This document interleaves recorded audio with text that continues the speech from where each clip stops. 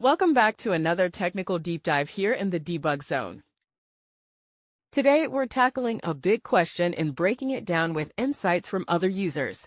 Hopefully, this clears up some misconceptions and helps you get the answer you need. So buckle up, stay a little curious, and let's jump right in.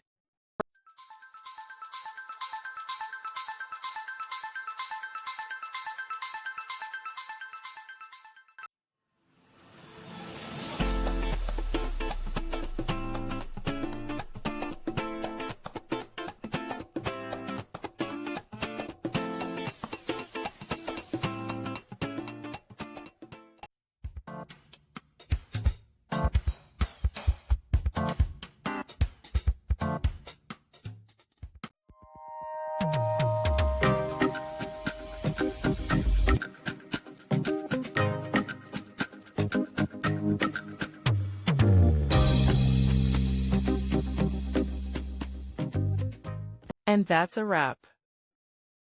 I hope you found the answer you were looking for. If you did, take a second to hit that subscribe button. It really helps out. And let me know in the comments which solution worked best for you. See you next time in the Debug Zone.